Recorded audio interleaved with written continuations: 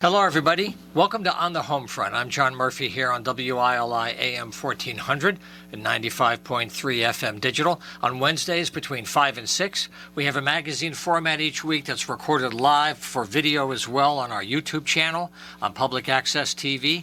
We also air our shows on area radio stations because the whole idea of our series is to help our guests get their messages and their programs out to as many people as possible. So we're here every week. We look at the arts, the local economy, and our community and community living. So for the first part of the show, we're going to look at the cooperatively licensed Cooperative Kitchen, which is an incredible food incubator that's just gotten a major grant. They're really getting active as a food provider and as a business creator. We also have people here from the Windham Community Food Network. We also, for the second part of the program, we're going to focus up in the Woodstock area at the Luce Center for the Arts, and we'll close out with folks from Horizons. So first we'll introduce our guests. We'll get right underway. I'm happy to have back on the studio again Lee Duffy, the Executive Director at Click. Welcome back. It's good to have you here in the studio, Lee. Thanks. It's great to be back here. Right. And for another visit, I'm happy to share the studio with Sydney Clements. She's the coordinator of the Windham Community Food Network. And they're both going to share their work together because their work really overlaps in a lot of creative ways. But I think what I'll do is maybe, Lee, you could start us out with some good news about the large grant you received and what you hope to do with it in the coming year and how it's going to help the whole idea of growing food business and training people about healthy food.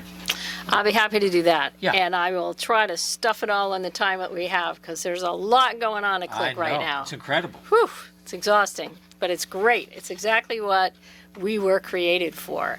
So Click has been open since 2015, and our mission was always about farmers, how to expand markets for farmers, support them.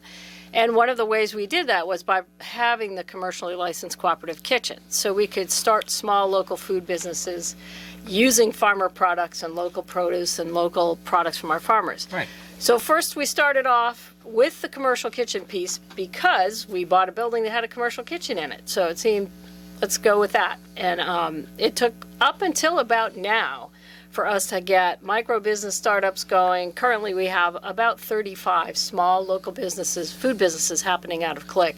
35 now. About 35. Wow. And 6 of them are local farmers that do different things. They make value-added products, have food trucks. Yeah.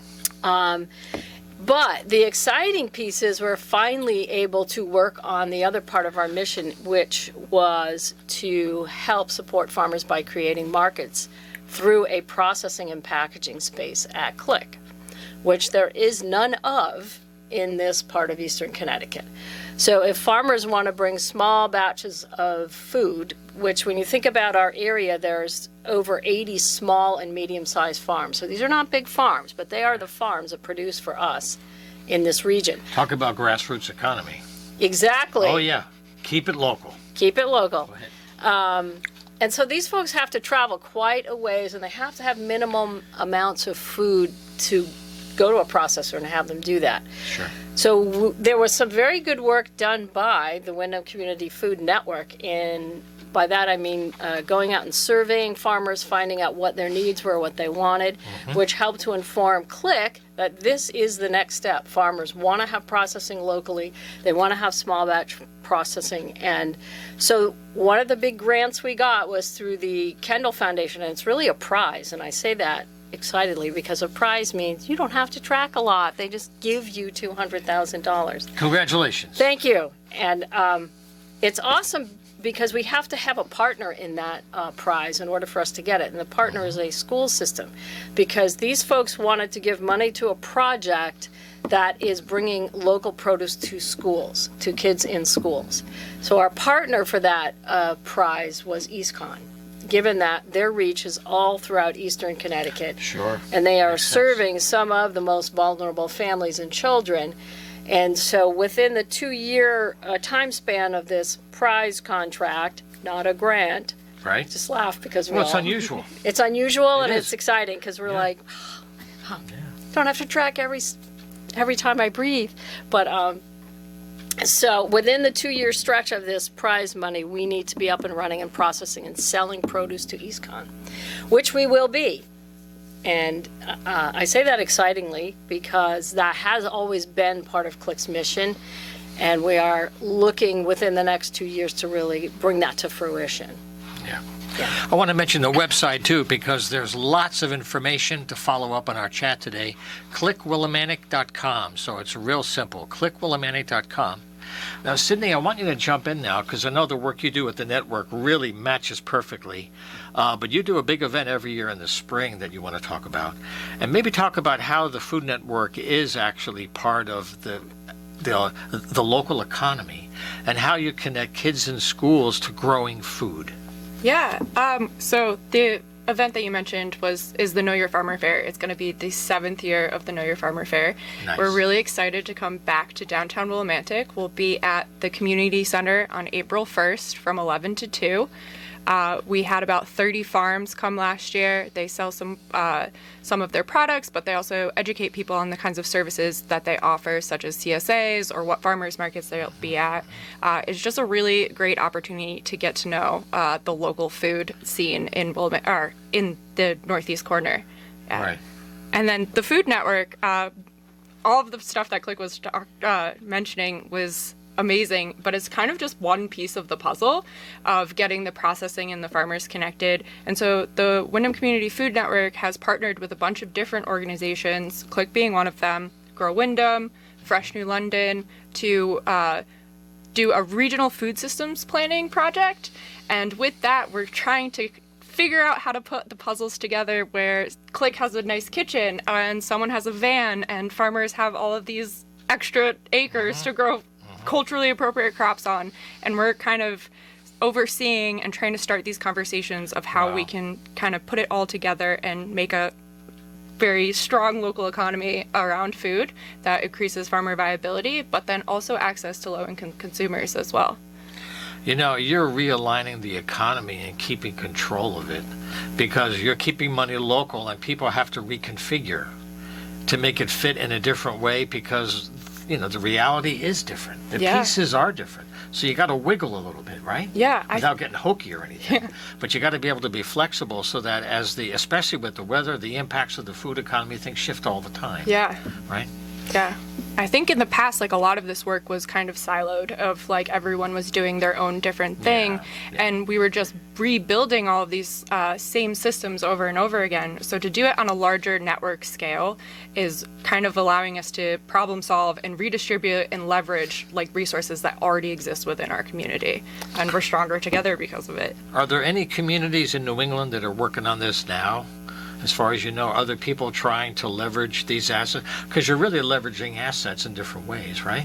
And just identifying where they are, what they need, and the business model, depending on what the product is or the season. Mm-hmm. Are there other examples, or is this really out-of-the-box stuff as far as you know? There's other examples. I think in larger cities, Atlanta has a really cool local food system, San Diego, but on this small... On our scale. Yeah, we have a unique opportunity because Willimantic is so urban, and then a mile outside of the city, you're in a very rural area. And we have these pockets, same with Norwich and New London. So trying to figure out how to cross those boundaries of getting food to someone in an urban area is a different challenge than getting someone food in a rural area. So trying to kind of cross, the bounds there is interesting and challenging. I just want to mention, in case you've joined us on the radio, we're speaking today with Sydney Clements from the Windham Community Food Network and Lee Duffy from Click. And you wanted to add to that. I think it's important to note that this regional food systems project that Sydney's talking about has already brought money to Eastern Connecticut in a way that we did a collaborative grant with the folks around the table, including Grow Windham and Windham Community Food Network and Click and all of our other partners, to get a local food purchasing assistance money from Department of Ag. We got that grant. It's $280,000, and $160,000 of that over 2 years is just to purchase produce from local farmers, which is an enormous amount of money. Yeah.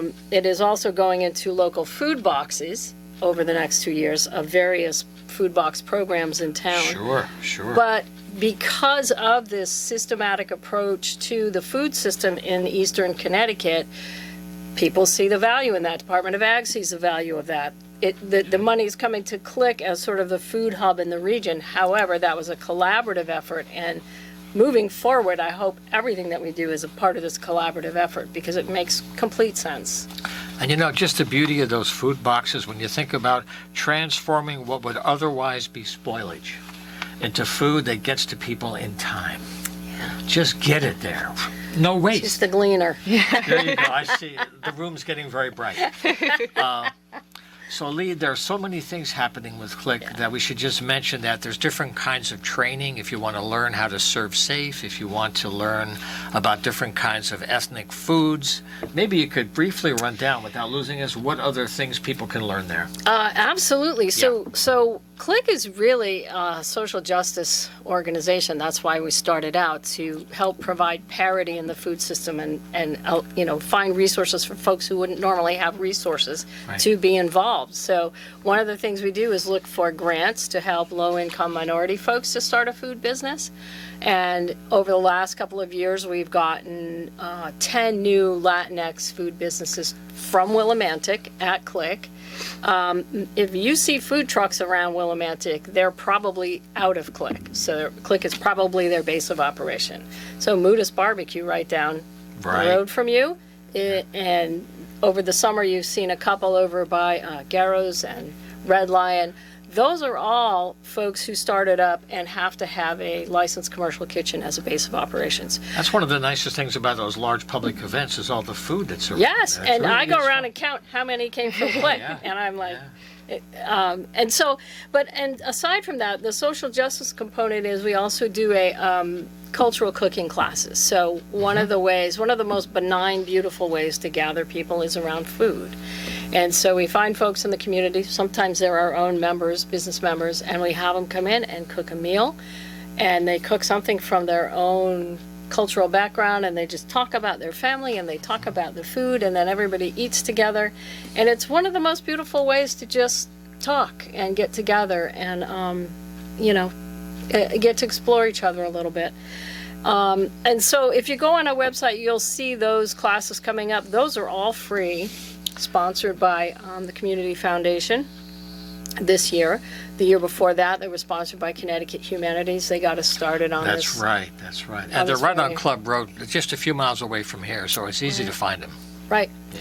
So the other exciting thing is we have farmers who are coming on board through grants from the Department of Ag, farmer viability grants to make value-added products. So there's a lot going on over at Click right now, and I think we're really growing into our role as a food hub in Eastern Connecticut. It's taken 8 years, but there's a lot behind making this happen. And really the best thing that's happened in the last year has been the Regional Food Systems Project. And it's really brought it together. That's going to eventually be required to make it through a hard time. That's really good. Creativity comes out of these stresses, right? Absolutely. Yeah. I remember sitting here in studios with Phoebe when this was on paper. And it's amazing how in just a few years, once you tap into something that's real, if it's a real need, it'll respond.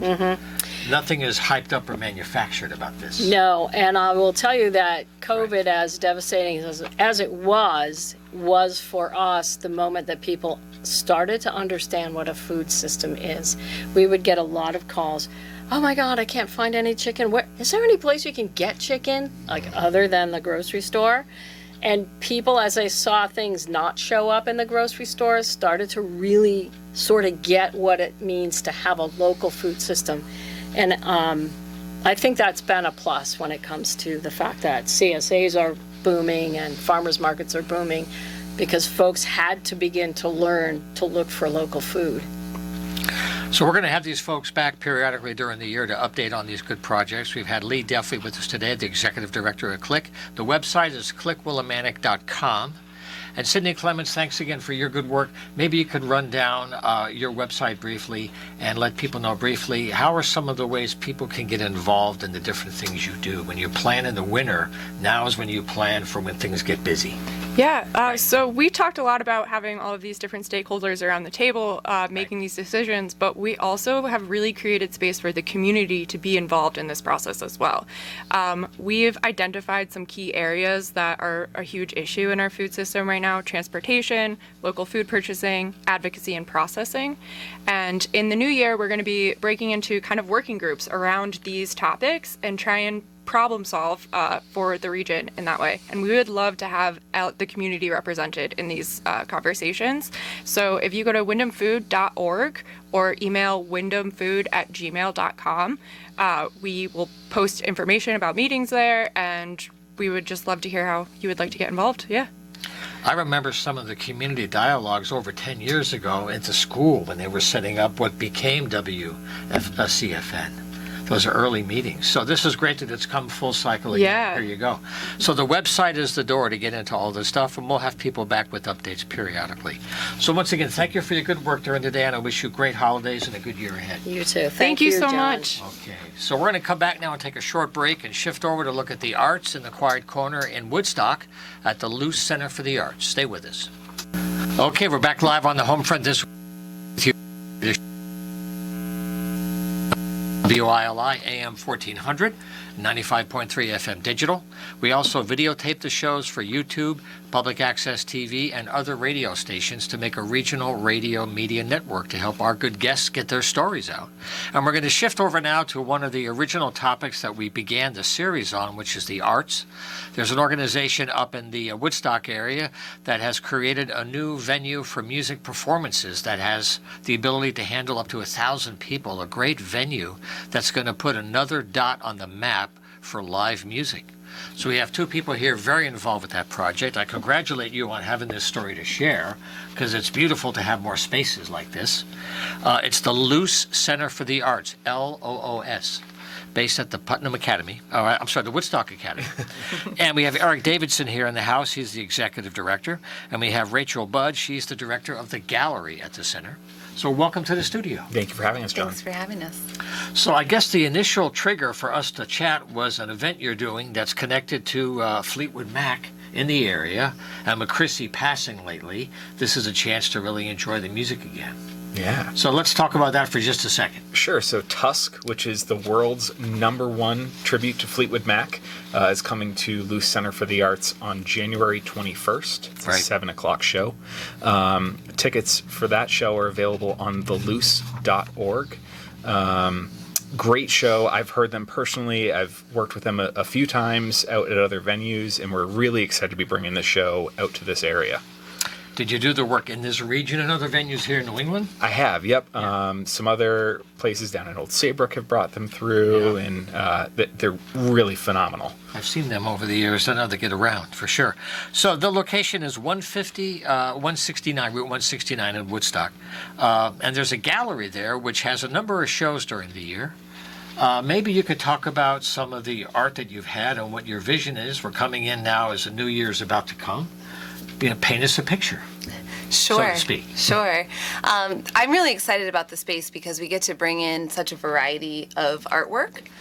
So we just finished a show called Reflections with an artist from New Haven, Faustin Adeniran, and he had a contemporary sculpture.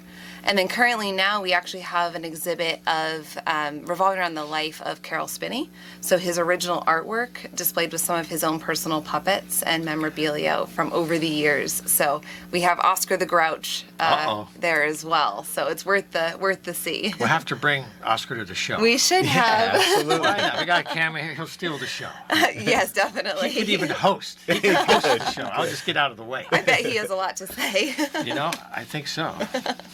Yeah. Now, the thing that's really cool about this is that Eric was involved when the actual building was set up several years ago, and the vision was always to have live music. What made you think that it would work in this area to the point where you think you're going to really invest your heart and soul in this and that you think it'll work? I think an undying love for performing arts and knowing that this area right now drives 30 minutes, 40 minutes either to Hartford or Worcester to see the same shows that we can host here. Mm-hmm. So why not keep them locally right where they are, give them good shows at a great price, which is been something that we've really focused on, is making sure that ticket prices are accessible and that type of thing for our community. Right.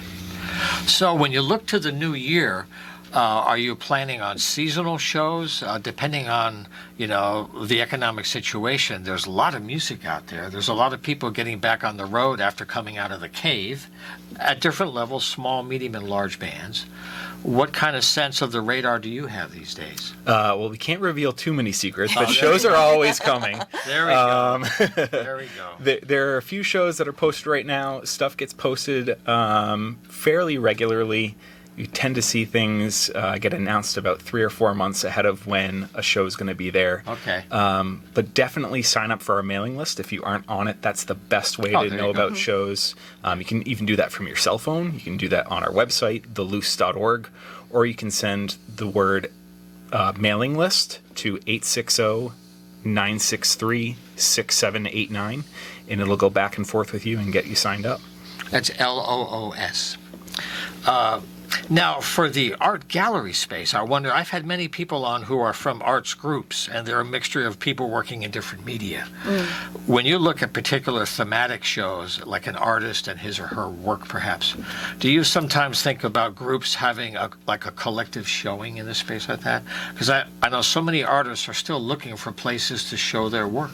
We're pretty isolated out here. We're spread out. Yeah. We are. It's great to have a space just a half an hour away. Yeah, and it's great. We've worked with the Artist Guild Northeast, and we did a collective show with them last winter, which was great because they were able to sell a lot of their artwork through our gallery space. Oh, nice. And then we're in the talks for a show in March, collaborating with some other local galleries to get some increased traffic to some of the other galleries in the area. So kind of all working together to pool marketing resources and sharing the artists, our lists of artists and visitors as well. Yeah. And John, just to Please. tap in there, if there's any artist that's in the area that wants to do a private show there, both the theater and the gallery are available for rentals. Yes. Both those spaces can take in private shows if someone wants to. We highly encourage people to reach out to us. Yes, definitely. We love that. And this might be a premature question, but when you look at a space like yours, do you think I'm not sure how much you're involved now with education in schools and events. Is that something on you're laughing already, that they're planning to have more interaction with schools and educational uses too, besides like special events? Absolutely. Talk about that, yeah. We have some partnerships with a few people in the area, the 3 Cs, Performing Arts of Northeast Connecticut, that partner with us on shows to bring in educational programming for, honestly, very little to no cost. We've done a few shows this year. The Children's Symphony and Children's Operas are coming up, as well as some K through 4 theater that's coming up. And in February, we actually have some programming targeted for 6th through 12th grade that deals with diversity, those type of shows that really people aren't getting out here, and presenting it as cheaply as possible. Yeah. That's a real thing. It truly is. Yeah. So bringing the real shows that people are driving to Worcester, Hartford, those things right here. And back in October, we had a performance where the local schools were invited to come. And I can't remember the exact number, but I think it was close Yeah, it was to almost 1,700 attendees to that show. And we were able to get 200 to 300 of those students into our gallery space to see that reflection show, which actually paralleled nicely.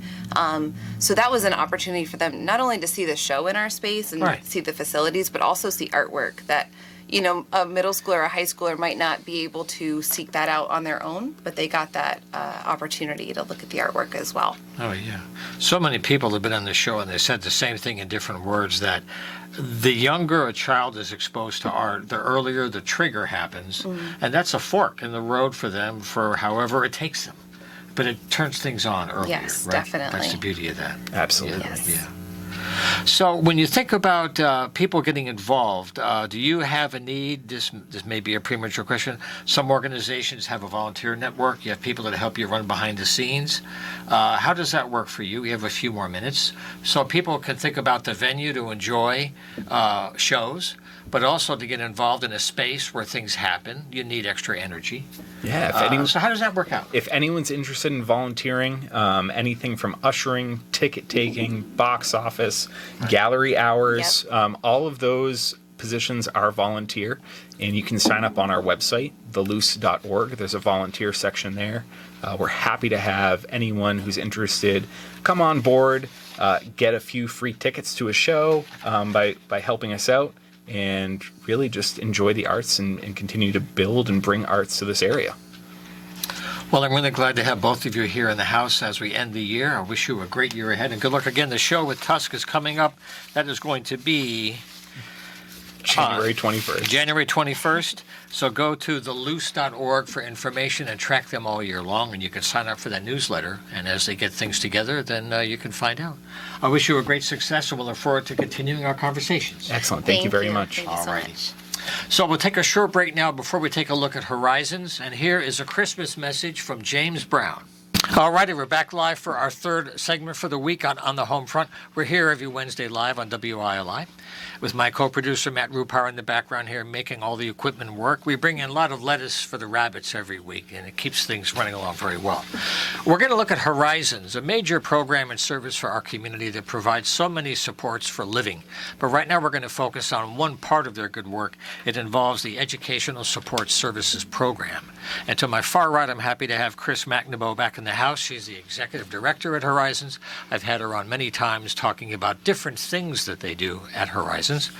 And we also have Casey Lenahan Michelonis. She's the team director of Educational Support Services. Thank you both for your good work and for being here today.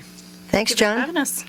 So maybe, Chris, you could launch us with an overview of what the program is and how it's trying to provide services that otherwise might not be available to a lot of people. Thanks, John. Well, as most people know, Horizons has been around since 1979, and we started with the camp program. The other programs evolved based on needs that came up in the community as we became more community partners with other folks. And it was in 1990 that we started our educational support services, and that was because of one second-grade boy who was having a difficult time in school and was disrupting the class so significantly that he had to be expelled.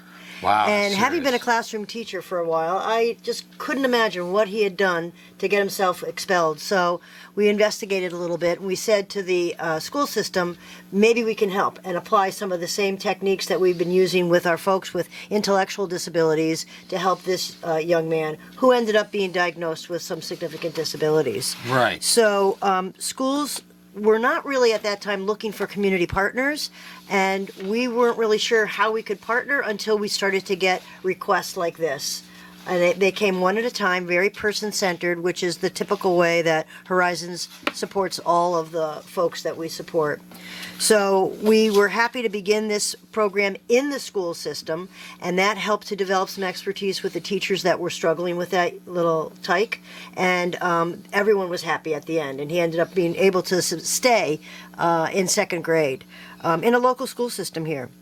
You know, a teacher has an entire class of students, and when one is really more disruptive than typical, it's really a challenge for that teacher. So we found that we could really help them with these uniquely challenged students maintain the kind of classroom that they needed and still give the kind of attention to the individuals that were struggling.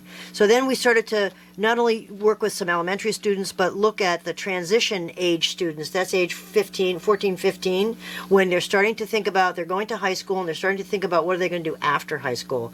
So our transition education program has been really the majority of the kind of school services we've been providing lately. And Casey has a really unique program on the campus of Eastern that I'd like her to talk about. Okay. Hi. Welcome. Welcome. The program we have up at Eastern is a little bit different than what you find in a lot of other places. A lot of places really focus on like the vocational and independent living skills. What we have at Eastern mixes things up just a little bit because we are based on the college atmosphere. Our students are sitting in on classes, they're participating in the campus culture, and really just being any other college student, which is what everybody really would want. They just fit right in like everybody else. Exactly. Part of what we did from the get-go is made sure that we had interns and mentors for Eastern students, Right. and that's the standard that I hold my students to. So when they go and they participate, what is the goal for them in terms of their time, how much time they have? How does that fit into their overall mix of activities? Students typically sit in on about 2 classes, depending on how long the classes run per week. Right. Do about 2 days of internships, and then we fit in time for homework as well as independent living skills. So navigating the campus, building the skills to email to your professor, and all those little things that fit in between, just like any other college student. And they do that with the support of coaches for sure, but we oversee the interns and mentors so that it becomes a more natural process. And I tell my interns and mentors, everybody has a few bumps and bruises, but that's exactly Sure. what we want so that they learn how to navigate it themselves. Right. To get ready for everything else that'll come when things get, whatever normal is, that's part of it. Exactly. That's part of it. The great thing about the Yeah. Eastern program is that's not the typical, that's not for everybody. There's a certain student that wants to go to college, that wants to have the college experience. And that's what Casey has been so good at, helping to identify those students that are in high school that want to have 2 or 3 years of a college experience before they go out into the world of work, or maybe Sure. on to more higher education. Right. And so she has some very uniquely abled folks that she's working with in that program. And it's been very, very successful for the students, the parents, and the individuals that are going there, and the mentors. All around win. I mean, it's super cool to have, for instance, I had a student who exited last year, who was really motivated to move on to college. And in a way, I think she felt like she was letting us down because she was like, hey, this is just, I'm ready to go. I'm moving on now, right? Yeah, we were so excited. Sure. Celebration. She got accepted to Eastern and is, doing phenomenal there. Across the state, are there other programs like this for people, or is this something that you're working on that might be able to be applied elsewhere? I'm not sure how widespread. Some of these things are very unique, and they're tests in a way. They're models that are being kind of proved for performance. There are a number of programs that have come up within the last, I'll say, 6 to 8 years that school systems are trying to get their transition students out of the high school building and into a different environment. And they are as successful as the individuals that operate those services. Yeah. One of the other services that we have for our transition students that are not college bound is our community-based vocational program. And that starts off on the campus of Horizons, and then those students have opportunities to do different vocational experiences that might become their job at another point. So we've created partnerships with lots of local people to help the students work on their IEP goals and objectives, so they still have that focus of the school piece. And if there's some classroom work that needs to be done, we have a classroom on campus that they can do that work in. But they get education and training from individual coaches that give them on-site instruction in the different jobs. So if they're learning how to operate a cash register, if they're learning how to take inventory, or Right. how to be a part of a team of people that work in a retail store, that's all part of what our coaches are working with those folks. And that's really on-the-job training, individualized for the folks that are getting it. You can't beat that. It's the best way to go. I had a question about a term you use, because I'm always learning, is IEP goals, IEP. What does that connect, IEP? So each student with special needs has an IEP. Why don't you talk about that, Casey? Yeah. Just to paint a picture so people see how Yes. it's lived. Absolutely. Yeah. So an IEP is essentially the document that makes you eligible for these services through your local district. And it's something that we develop with our students, with their families, with the districts. And it's something that I want to hear the students' voices. What are you looking to get out of this? Right. I can't motivate anyone into anything more than you working on you. So the IEP is a plan that determines the eligibility, says what you're doing really well on, what we're going to work on, and how we're going to get there. And that's something that I think is just really cool, that my students are able to design their education. And honestly, kind of bringing it back to what you guys had talked about earlier, Chris has always given us the kind of creative license to figure out where the program goes next. So when I see another program and I say, hey, I really like what they were doing there, or maybe not so much, we have the creative license to figure out how that can work for our students. And so they can take things to the next Try level. it out. Yeah, so they can get a certificate before they exit with us and get that dream job and really just achieve everything within their potential. So there are students that are in Casey's program getting their driver's license, getting their learner's permit, learning how to take the bus, learning all the aspects of how to be more of an independent person as they reach adulthood. And then there are students that are not ready to do that kind of a jump, or will never be ready for that kind of experience, and they're learning how to get positive experiences with employment. So when they go to apply for that job after their education, they already have the skills, and they can present a job, a resume that really shows that employer that they are ready to hit the ground running. And our employers really appreciate that. And many of the folks that we have had for intern sites have turned into be employment sites for the folks that have graduated. We've had folks go to Fenton River Grill, to Click, who was just on. Right. Bliss Boutique here in town, the golf course, the Wyndham Club, the Wyndham Region Transit District, Big Y, Mystic Aquarium, TJ Maxx, Yukon football and basketball complexes, Yukon dining services, and then we give other experiences that round out the Students' Day that include learning things on our campus at Horizons, which could be they have woodworking skills, or they're working in our own trading post. That's our little store that we have internally on campus. They could be learning how to do some food service specific skills, or making beds, all kinds of things that could be translated into employable skills. I have to mention something just for full disclosure. They have a fantastic landscaping program that helps you manage your property, and I've been using that crew for years. They are phenomenal workers. They Excellent. really care. They're devoted to the work. It's good quality, and to know that they're advancing themselves, because the beauty of what you're doing that people don't always see is before somebody takes that leap, you're helping them to be ready that this is the right leap to take. And that's a hard thing Without for a high school. controlling them, huh? Right. That's a hard thing for a high school to do, because you've got a large group of students. Yeah, and they're all different. They're all different. And when Totally. we have the students assigned to us, when the school system says, all right, we would like to contract with you, or a parent has said, wow, I really want a different experience for my child, that's what really makes it that person-centered experience, where we can identify a real specific goal path for them to be successful. Yeah. That's my favorite part of my job, is I get students when they're new referrals and, they're exiting their comfortable high school nest, and they have this, I don't know what to do when I grow up. Congratulations. You are like everybody else your age. Welcome aboard, right? Yeah. And then you hit this moment where it's like, wow, this was really awesome. Can I get more of that? And by the time you come back to the school districts, we have annual meetings called PPTs. The district administrators and teachers might not see them as regularly, so for them to really kind of hit their groove and know what they're doing, you see a big confidence difference, and that's really cool, because I have students that will go on and exit. A few of them actually landscape your yard, which is cool. That's right. It's fantastic work. Absolutely.